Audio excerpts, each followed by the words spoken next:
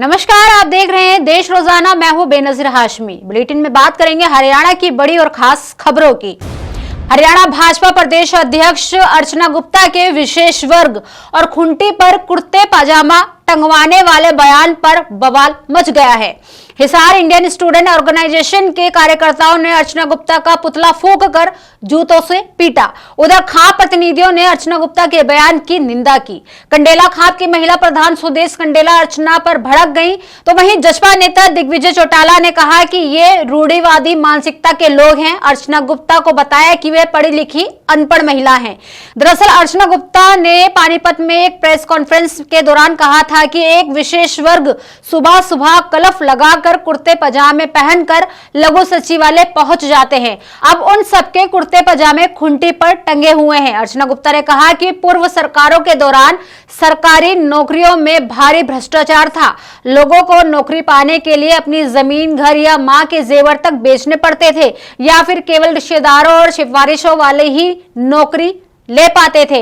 वहीं भाजपा प्रदेश अध्यक्ष ने कहा कि हमारी सरकार आने के बाद भर्ती प्रक्रिया में पूरी पारदर्शिता और निष्पक्षता लाई गई है। बिचौलियों की दुकानदारी पूरी तरह से बंद हो चुकी है और अब उनके कुर्ते पजामे खूंटियों पर टंग गए हैं। उन्होंने कहा किसी बिचौलिए या फिर किसी विशेष वर्ग के हस्तक्षेप का सवाल ही नहीं उठता। अर्चना गुप्ता के बयान देने के बाद विवाद बढ़ता देख 11 अगस्त को स्पष्टीकरण दिया गया।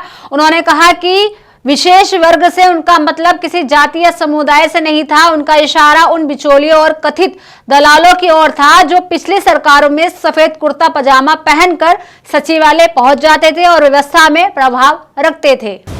हिसार सूर्यनगर में डेयरी संचालक जीवन की हत्या के मामले में आरोपियों की गिरफ्तारी की मांग को लेकर हिसार के लघु सचिवालय में चल रहा धरना अब बड़े आंदोलन में बदलता नजर आ रहा है। आज लघु सचिवालय में हुई महापंचायत में किसान संगठनों, खाप पंचायतों और किसान नेताओं और विपक्षी दलों के नेताओं ने हिस्सा लिया। महापंचायत ने प्रशासन को 13 अगस्त तक अल्टीमेटम दिया है। महापंचायत का कहना है कि यदि तय समय तक हत्या के सभी आरोपियों की गिरफ्तारी नहीं हुई तो 14 अगस्त को सुबह 11 बजे से दोपहर 3 बजे तक हरियाणा के सभी टोल प्लाजा बंद कराए जाएंगे। इसके लिए प्रत्येक टोल पर करीब 5000 लोगों के पहुंचने का आह्वान किया गया है। इसके बाद भी यदि मुख्य आरोपियों की गिरफ्तारी नहीं होती तो आंदोलनकारी 15 अगस्त को मुख्यमंत्री नायब सिंह सैनी को हांसी या हरियाणा के किसी भी जिले में तिरंगा फहराने से रोकने की चेतावनी दे रहे हैं। हालांकि ये चेतावनी कानून व्यवस्था के लिहाज से प्रशासन के सामने नई चुनौती खड़ी कर सकती है। अंबाला के पंजोखरा साहिब में गुरसिमरन सिंह मंड के साथ हुए विवाद का मामला अब लगातार तूल पकड़ता जा रहा है। मंड के साथ मारपीट के मामले में सिख युवाओं की गिरफ्तारी के विरोध में गुरुद्वारा श्री पंजोखरा साहिब में सिख समाज की अहम बैठक हुई। बैठक के बाद सिखों ने दिल्ली अमृतसर नेशनल हाईवे 44 को जाम करने का फैसला लिया। जब सिख समुदाय के लोग हाईवे की तरफ बढ़े तो पुलिस ने उन्हें जाने से रोक लिया। इस दौरान पुलिस की ओर से आंसू गैस के गोले भी दागे गए। इसके बावजूद प्रदर्शनकारियों ने NH 44 को दोनों तरफ से जाम कर दिया। गुरुद्वारा श्री पंजोखरा साहिब में बैठक के बाद सिख समाज के लोग बड़ी संख्या में हाईवे जाम करने के लिए निकले। पुलिस ने उन्हें रोकने की कोशिश की। इस दौरान पुलिस और प्रदर्शनकारियों के बीच तनाव की स्थिति बन गई। हालात को काबू में करने के लिए पुलिस ने आंसू गैस के गोले दागे। इसके बाद प्रदर्शनकारियों ने दिल्ली अमृतसर हाईवे दोनों तरफ से जाम कर दिया। हाईवे पर वाहनों की आवाजाही प्रभावित होने से लंबा जाम लगा रहा। प्रदर्शन कर रहे सिख समाज की मांग है कि गुरसिमरन सिंह मंड के साथ मारपीट के मामले में गिरफ्तार किए गए युवाओं को रिहा किया जाए और गुरसिमरन सिंह मंड के खिलाफ FIR दर्ज की जाए। सिख समाज का कहना है कि जब तक उनकी दोनों मांगों पर कार्रवाई नहीं होती तब तक हाईवे जाम नहीं खोला जाएगा। फिलहाल मौके पर पुलिस बल तैनात है और स्थिति पर नजर बनाए हुए है। मुख्यमंत्री नायब सिंह सैनी की अध्यक्षता में आज हरियाणा मंत्रिमंडल की बैठक हरियाणा सिविल सचिवालय चंडीगढ़ में आयोजित हुई। बैठक के बाद ये स्पष्ट हुआ कि हरियाणा विधानसभा का मानसून सत्र 27 अगस्त 2026 से शुरू होगा। कैबिनेट बैठक में विधानसभा के आगामी सत्र की तारीख पर मोहर लगाई। इससे पहले भी मानसून सत्र को अगस्त के अंत या सितंबर के पहले सप्ताह में बुलाने की चर्चा चल रही थी। तो वहीं मानसून सत्र में आधा दर्जन से अधिक विधेयक पारित कराए जाने के अलावा इनमें प्रशासनिक सुधार, विभागीय नियमों में संशोधन और जनहित से जुड़े प्रस्ताव शामिल हैं।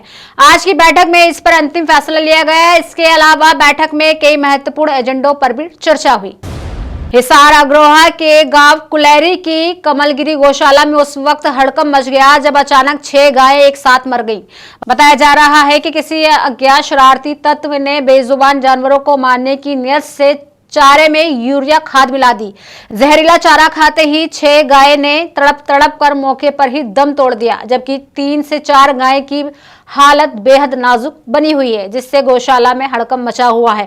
गौशाला में एक साथ 6 गाय की मौत की खबर जैसे ही गांव में फैल गई, गांव और आसपास के इलाकों में तनाव और आक्रोश का माहौल बन गया। गाय की मौत के बाद जब कर्मचारियों ने तुरंत चारा रखने वाले स्थान की पड़ताल की तो उसमें यूरिया खाद मिला हुआ पाया गया। आशंका है कि किसी असामाजिक तत्व ने रंजिश या आपराधिक मंशा के तहत जानबूझकर चारे में यूरिया मिलाया। वहीं घटना की सूचना मिलते ही पुलिस टीम मौके पर पहुंचकर जांच कर रही है और अज्ञात आरोपी के खिलाफ आपराधिक मामला दर्ज कर लिया गया है। ग्रामीणों और गौशाला प्रबंधन ने पुलिस प्रशासन से मांग की है कि इस घिनौने और क्रूर वारदात को अंजाम देने वाले आरोपी को जल्द से जल्द सलाखों के पीछे भेजा जाए। वहीं गाय का आज पोस्टमार्टम के बाद आगे की कार्रवाई की जाएगी। तो ये थी हरियाणा की बड़ी और खास खबरें। कल फिर होगी मुलाकात ऐसी ही ताजा खबरों के साथ। अब तक के लिए बने रहिए हमारे साथ और देखते रहिए देश रोजाना। नमस्कार। सब्सक्राइब करें देश रोजाना के YouTube चैनल को और नई वीडियो की नोटिफिकेशन पाने के लिए बेल आइकन जरूर दबाएं। अगर आप ये वीडियो Facebook या Instagram पर देख रहे हैं तो पेज को लाइक और फॉलो जरूर करें और ज्यादा से ज्यादा शेयर करें।